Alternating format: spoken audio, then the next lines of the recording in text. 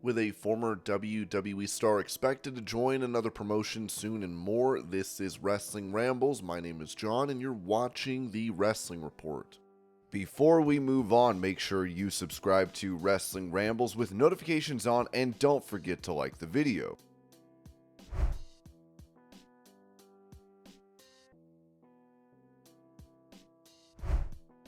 During his hiatus from WWE television, MVP would take to Instagram and reveal that he got a new tattoo, posting these clips. I'm here at Tampa at Dave Batista's DC Society Inc. Louis back there getting my tat ready. Decided to try that numbing cream I've been hearing people talk about. A friend recommended it. Give it a shot. I got enough hours in already to prove to myself I don't have to be a tough guy and endure the pain. But see what it comes out to in 5 or 6 hours.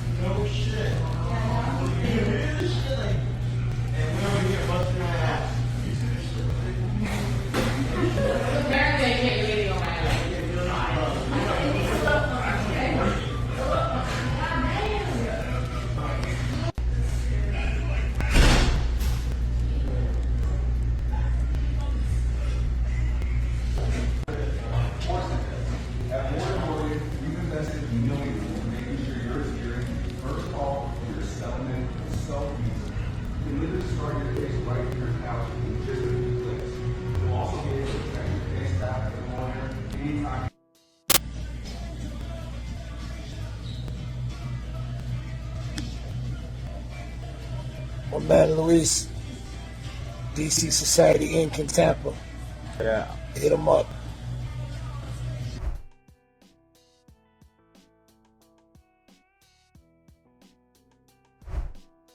Touching on a WWE star he'd like to have as a part of the Judgment Day, Damian Priest told the Indian Express, "There's a lot of people that, admire and everything, so I like Jey Uso, man. He's gained everybody's respect. He and I have gotten close, and that's legitimately like one of my boys now. So if I could get Jey into the Judgment Day, that would be cool."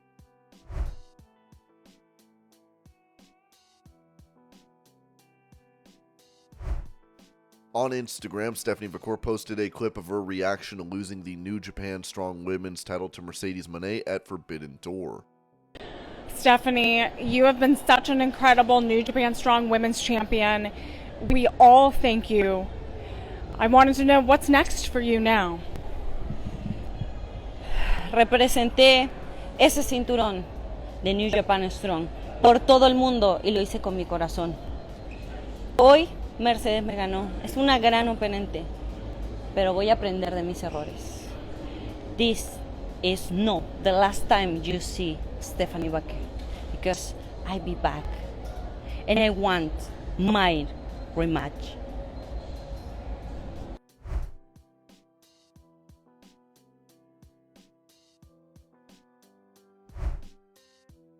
Speaking of Mercedes, she addressed fans turning on her during her match at the most recent AEW pay-per-view, saying this in her newsletter: "My fellow board members of yours truly, CEO Mercedes Mone, I would like to know whoever was a part of the crowd that switched sides on me in the middle of the match. Oh, did you think I missed that? Come on, have a little fun. Fess up now. I mean, I understand having the hometown hate. I'd be bitter too if I had to watch the face of TBS, the New Japan Strong Champion, and one of the living proofs that Boston is, in fact, the city of champions, make absolute history, where your teams just can't compete or compare. But hey, have a little class. JK, Celtics Nation for life, baby, and if your socks ain't red, get out of here." I won't lie, when the chant started, it had me giggling. Silly sillies. Don't you know it's me who puts the boss in Boston? I love New York though, so I'll let y'all paint me in the villain era. That's one thing I love about wrestling. The fans are quick to turn on you, and yet somehow that energy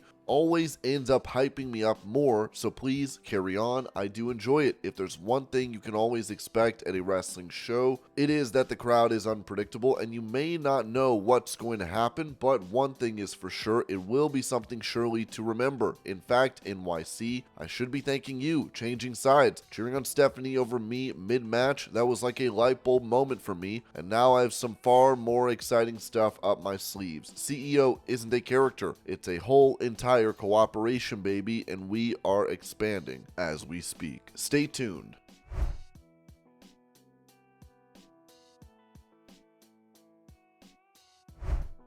Many in pro wrestling wished fans a happy 4th of July on X, with John Cena writing, wishing everyone a safe, fun-filled 4th, another birthday for the beautifully imperfect USA. This day is an incredible example that with an idea, passion, effort, and teamwork, amazing things can happen. Batista said, happy 4th. Mark Henry wrote, happy 4th of July, everyone. May the 4th be with you. Selena Vega said, have a safe and wonderful holiday. And Adam Pearce posted this clip. What's up, everybody? Adam Pearce here, just taking a moment to wish everybody out there celebrating a very, very happy 4th of July. May your bellies and your hearts be full today. May addition win the collision with division. And may everybody love somebody today and fill the night with fireworks. And if I may, courtesy of my brother Joe, I want to raise a glass. Here is a toast to bread. For without bread, there ain't no toast. Happy 4th of July, everybody. That's good.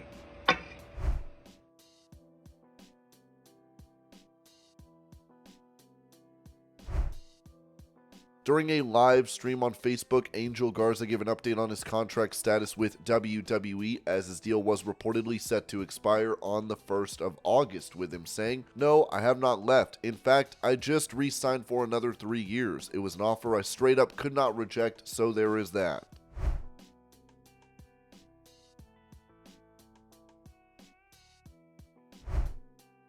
Believing that Vince and Shane McMahon will be taking over AEW, former WWE writer Vince Russo said this on his podcast. "We saw this with WCW. It happened before. It, purchasing AEW, could be under the guise of Shane. That's what I'm saying. Shane is as clean as a whistle. Vince could be behind it without anybody knowing it, bro."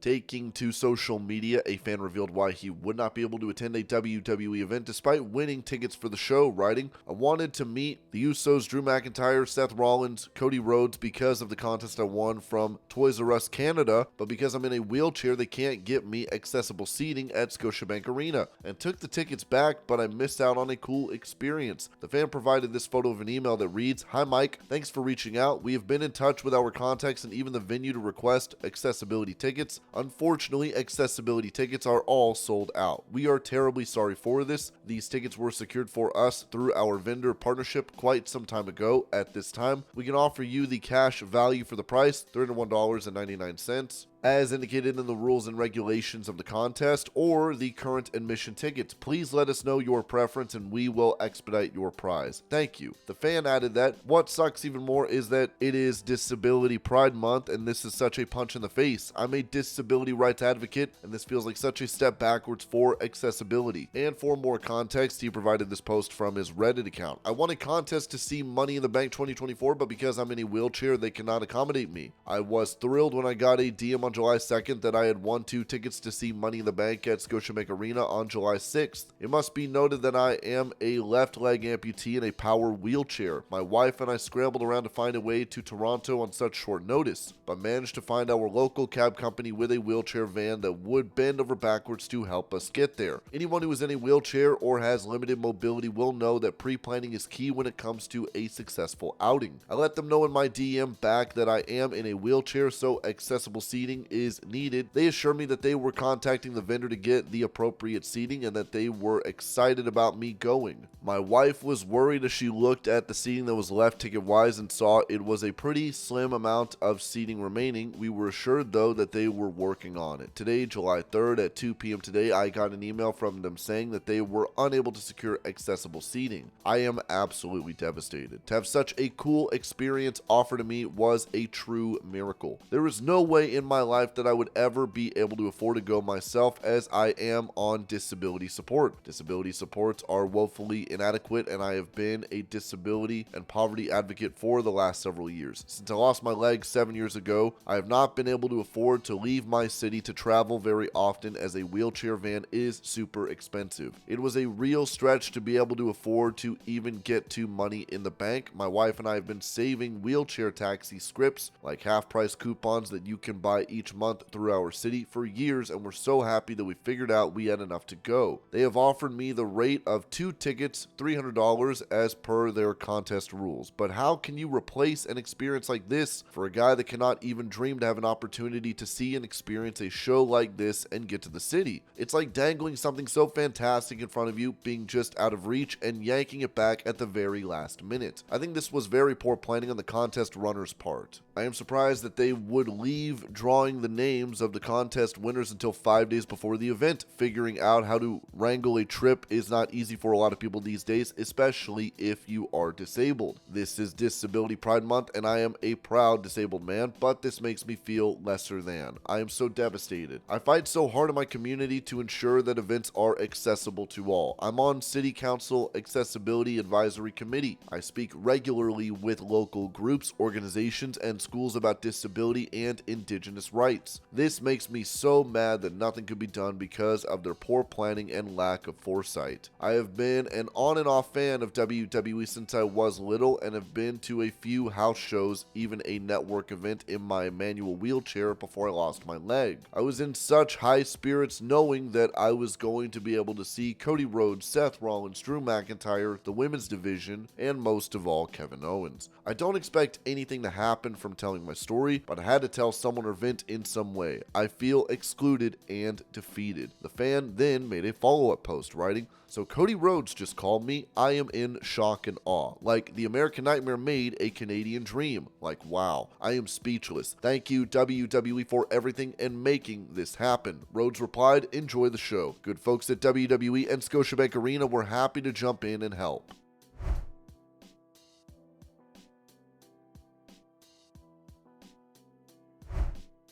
Going over a pro wrestling announcer that was recently apprehended, Ringside News wrote that a 42-year-old teacher at a Salem charter school was arrested on Wednesday in a sting operation, believing he was meeting a 14-year-old girl for a sexual encounter, law enforcement officials reported. According to Boston Globe, Darren Benedict, a gym and health teacher at Salem Academy Charter School, connected with what he thought was an underage girl online in a teens-only chat room, according to Essex District Attorney Paul F. Tucker's office. Benedict allegedly expressed a desire to meet in person, sent an obscene image, and described explicit acts he wished to perform. They arranged to meet on Wednesday. The girl was actually an undercover officer with the Newbury Police Department, and Benedict was arrested upon arrival at the undisclosed location. By the afternoon, Benedict was arraigned in Newburyport District Court on 2 felony charges. He pleaded not guilty to 1 count of child enticement and 1 count of disseminating obscene material to a minor, court records show. Combined bail for both charges was set at $5,000. Benedict was ordered to home confinement, required to wear a GPS monitor, and forbidden from contacting children. He is scheduled for a pre-trial hearing on Friday. In a related development, Chaotic Wrestling in North Andover announced on Wednesday night that they had terminated Benedict's role as a commentator, where he was known as Reginald Kensington III. The organization gave emphasis to their zero-tolerance policy and stated their commitment to maintaining a safe environment, highlighting the unfortunate prevalence of such behavior in the industry and their dedication to fostering positive change. Today, we received word that Chaotic commentator Darren Benedict was arrested on charges of child enticement and dissemination of matter harmful to minors. Chaotic has a strict zero-tolerance policy and terminated all dealings with him immediately. It is an unfortunate reality that this type of behavior failure has been prevalent in the history of the industry. Chaotic Wrestling stands resolute in the effort to cultivate a safe environment and will continue to take active steps to steer the business into a better future.